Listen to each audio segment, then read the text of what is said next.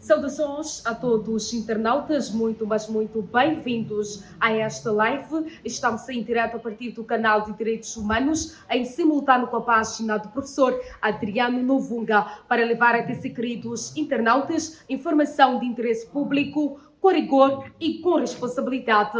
Entramos em direto para atualizar o processo movido por Fátima Mimir Emanuel de Araújo contra o ex-vice-comandante da PRM, Fernando Tsukane. A novidade é que o Tribunal Supremo acaba de condenar o ex-vice-comandante da PRM a 4 meses de prisão e uma indemnização de 50 mil meticais por cada ofendido. Entretanto, esta prisão foi convertida em multa.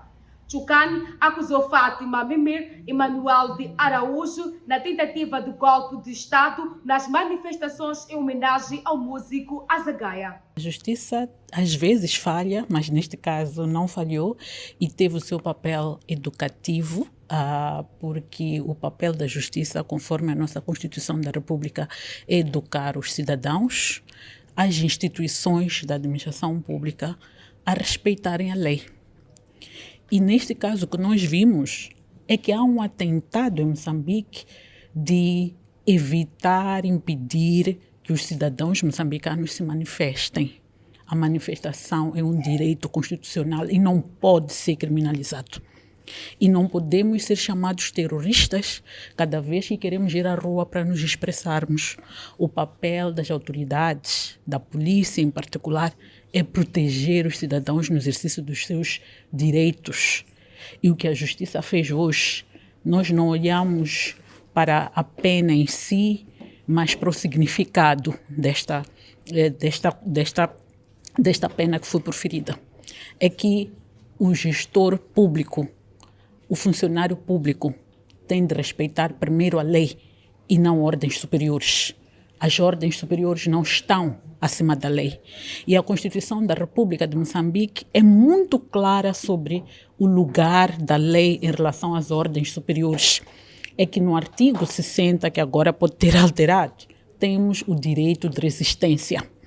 O direito de resistência significa que o cidadão, na sua capacidade, seja no exercício das suas funções profissionais, seja no exercício civil, ele pode se recusar de cumprir ordens legais ou a cumprir aquilo que contraria os seus valores, os seus princípios.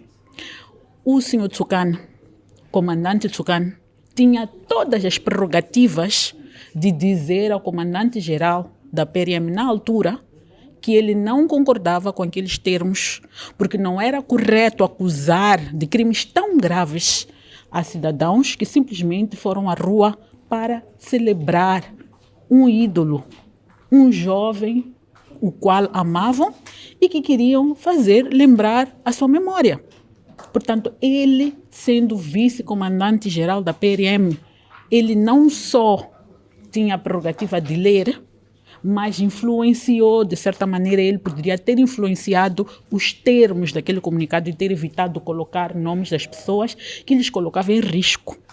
Nós fomos chamados de terroristas quando no nosso país há terrorismo de verdade. Os nossos filhos são vistos e falados nas escolas como filhos de terroristas.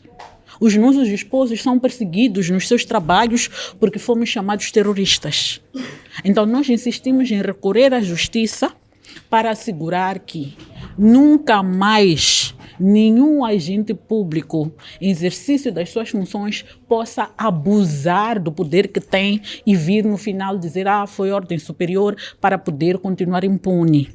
Então está aqui a lição e eu quero só relembrar as últimas palavras que o juiz-presidente mencionou, que é importante sublinhá-la: evitar colocar-se em situações de violação da lei. Esta, para mim, é a principal mensagem que esta sentença que foi lida hoje apresenta. Que o gestor público, o funcionário público, qualquer pessoa que esteja em exercício de funções públicas tem o dever de cumprir a lei, de proteger os cidadãos e não se pode escudar em ordens superiores. Está agora já uma jurisprudência. Ordem superior pode levar à condenação. Este é o mais importante. Obrigada.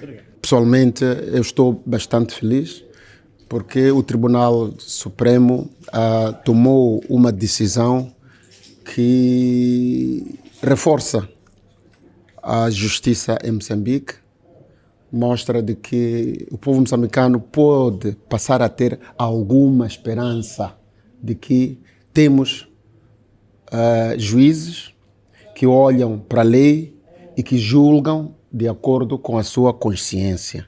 Porque muitas das vezes nós estamos habituados a ver casos e sentenças que são julgadas de acordo com a pretensão de algumas instituições de cariz partidária. Penso que hoje aqui nós assistimos ao exercício e ao respeito da justiça. Estamos satisfeitos com a condenação, porque, em primeiro lugar, limpa a nossa honra. Porque ser acusado de ter organizado manifestações que tinham como objetivo assaltar a presidência da República, mudar o governo, é uma acusação bastante grave. Em alguns países, isso até leva a penas extremamente pesadas. Então, fica aqui a lição para todo aquele que exerce uma função no Estado, de que a responsabilidade criminal é individual. Portanto, se o seu chefe mandou-te dizer A e B, tu não deves agir como se fosse um mero recipiente. Tens que pensar e assumir de que as consequências daquilo que tu fores a dizer, em caso de ofensa a alguém, recairão sobre ti próprio. Portanto, a desculpa de que foi o comando conjunto, de que foi o comandante-geral da polícia que lhe mandou fazer, quando ele próprio é um comissário, ele próprio exercia na altura a função de vice-comandante-geral da polícia, que tem conhecimento da lei, conhece, ou deveria conhecer, a Constituição da República e demais leis. Portanto, eu penso que não cola. E fica aqui a grande lição para todos os servidores públicos de que a responsabilidade criminal é individual. Entende que este recado foi anunciado hoje, pode ser atendido pelas instituições públicas? Quem não ouviu ou quem não quiser ouvir vai acabar condenado como foi condenado o senhor Tsukkan. Portanto, a lei deve ser cega, a lei deve ser forte para os fortes e, infelizmente, muitas vezes nós temos assistido a casos em que a nossa justiça é forte para os fracos e é fraca para os fortes. Penso que neste caso a nossa justiça foi forte para os fortes e ficou uma clara lição para todos os funcionários públicos e outros de que, ao acusarem alguém de algo, devem fazê-lo com um mínimo de provas. Não se pode